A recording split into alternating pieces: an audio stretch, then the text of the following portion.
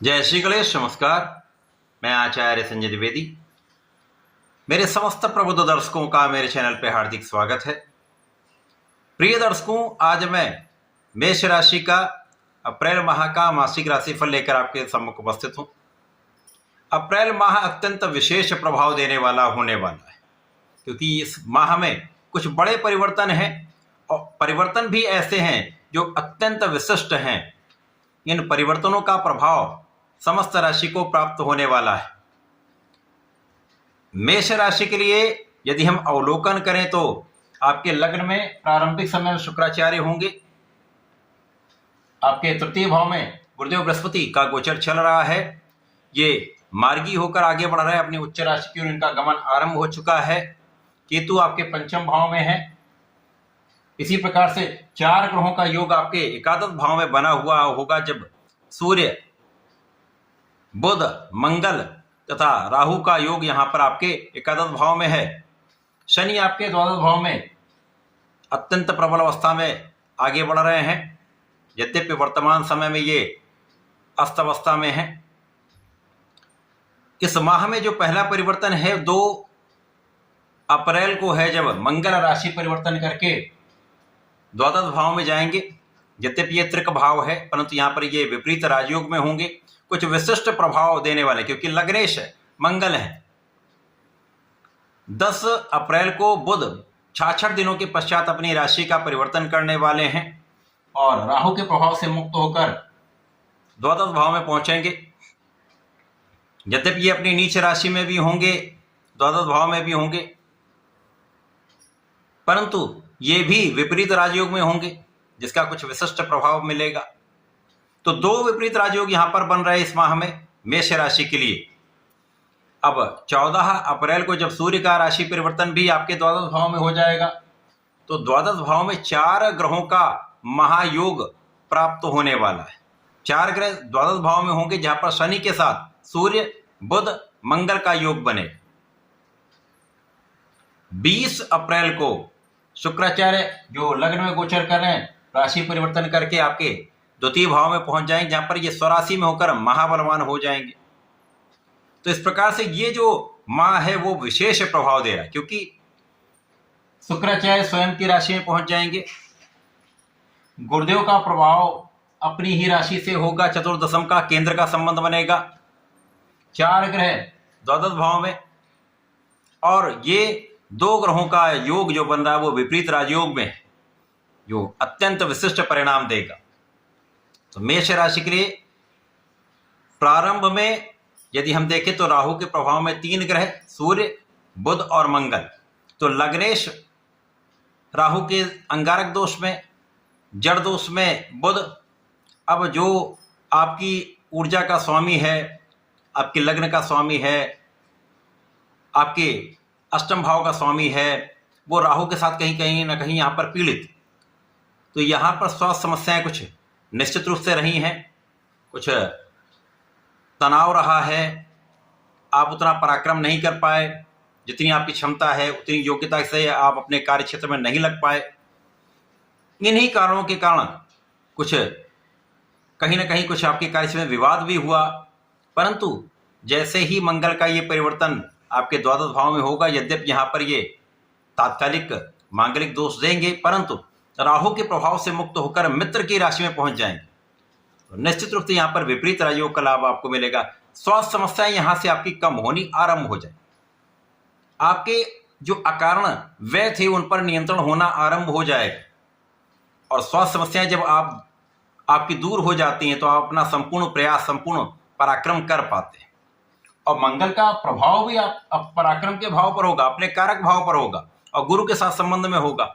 जो भी आप पराक्रम करने वाले हैं वो सही दिशा में समुचित रूप से उपयोग करने वाले हैं, और यहाँ पर आपका ज्ञान भी पहले से अच्छा हो जाएगा, जल्दीबाजी का गुण भी समाप्त होगा, तो विचारशील होकर आप कार्य करने वाले हैं। शनि के साथ योग बन जाएगा। यद्यपि यहाँ पर 7.5 का प्रथम चरण है, शनिदेव कुछ संघर्ष अवश्य कराएंगे। छोटी मोटी स्वास्थ्य समस्याएं यहाँ पर इस वर्ष में रहने वाली हैं, परंतु बहुत कोई समस्या नहीं, क्योंकि लग्नेश जब यहाँ आ जाएंगे तो इन पे नियंत्रण भी हो जाएगा। इसके साथ ही साथ आपके लिए नौकरी का प्रयास आप जो कर रहे हैं उसके लिए योग यहां पर प्रबल होने लगेंगे। और जब बुध का परिवर्तन आपके लिए द्वादश भाव में मीन राशि में हो जाएगा तो बुध यहां पर यद्यपि नीच राशि में होंगे परंतु यहां पर इनका नीचत्व भंग होगा और शनि बुध और मंगल का योग बन जाएगा। इस समय आपके किए हुए प्रयास सफल हो जाएंगे, नौकरी का प्रयास सफल होगा। यदि नौकरी कर रहे हैं वहां पर नए अवसर चाह रहे हैं तो वहां पर आपको सफलता मिलेगी, क्योंकि इस समय में आप कर्मठ रहने वाले। शनिदेव आपको बहुत परिश्रम कराने वाले, निश्चित रूप से यहां पर कोई संदेह नहीं। आपको संघर्ष भी देंगे, आपको आगे बढ़ने की प्रेरणा भी देंगे। तो इस समय में आप सफलता तो प्राप्त करने वाले, यहां पर कोई संदेह नहीं। यद्यपि सफलता के लिए आपको अधिक प्रयास करना पड़ेगा, अधिक प्रयत्न करने पड़ेंगे, परंतु इस माह में आपका भाग्य विशेष रूप से आपके साथ में होगा। तो महाभाग्य का साथ तो आपको प्राप्त होने ही वाला है। जब मंगल बुध और शनि का महायोग बन जाता है, बुध और शनि अति मित्र के भाव में होते हैं, तो यहां पर कुछ चीजें विशेष हो जाती, क्योंकि शनिदेव यहां पर आपके लिए कर्म और लाभ के स्वामी।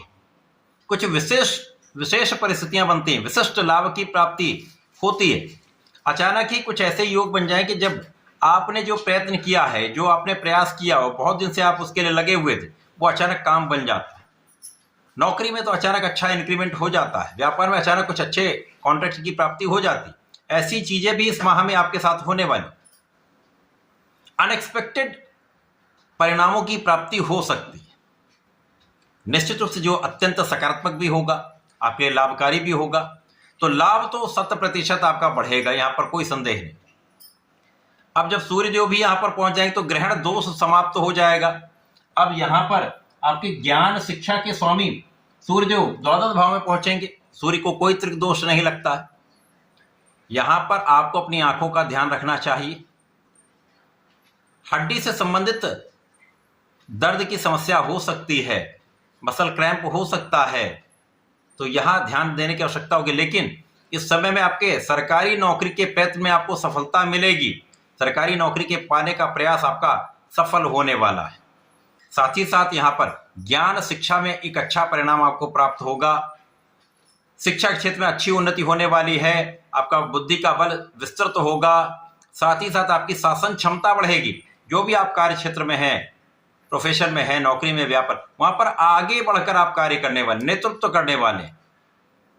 और जब शुक्राचार्य जो आपके लग्न में गोचर कर रही है, आपको बहुत आकर्षक बना रहे हैं, आपको बहुत क्षमतावान बना रहे हैं, आपको सौंदर्यवान बना रहे हैं।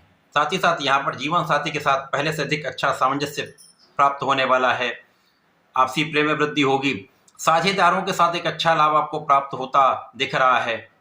अब क्योंकि यहाँ पर गुरु का प्रभाव भी सप्तम पर है और शुक्र का प्रभाव भी सप्तम पर है और शुक्र का अपनी ही राशि पर प्रभाव है, तो जीवन साथी के साथ बहुत अच्छा व्यवहार रहने वाला है। विवाह के योग प्रबल होंगे और बहुत कुछ यहाँ पर आपके पक्ष में स्थितियां रहने वाली। जब शुक्राचार्य का परिवर्तन आपके द्वितीय भाव में, धन भाव में, स्वराशि में हो जाएगा, तो यहाँ पर इनका बल बढ़ जाएगा। मंगल की राशि में उतने अच्छे स्थिति नहीं बनाते हैं, लेकिन अपनी राशि में जाके महाबलवान हो जाएंगे, तो धन की प्रबलता कई गुना बढ़ जाए। धन की आने की जो स्थिति है वो पहले से कई गुना प्रबल हो जाएगी। तो बड़ी अच्छी मात्रा में आपको धन प्राप्त होने वाला है। यहाँ पर परिवार का भी पूर्ण सहयोग मिलने वाला है। पारिवारिक संपत्ति से लाभ मिल सकता है, परिवार से लाभ मिल सकता है। तो ये समय आपके लिए अत्यंत विशेष होगा।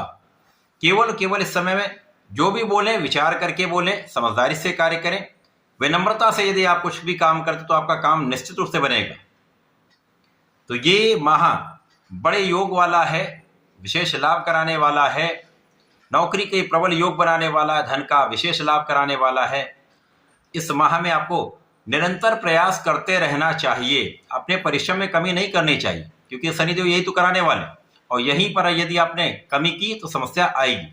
लेकिन यदि आप पूर्ण क्षमता के साथ लगे रहे, प्रयास करते रहे, तो सफलता 100% प्राप्त होगी, लाभ 100% प्राप्त होगा।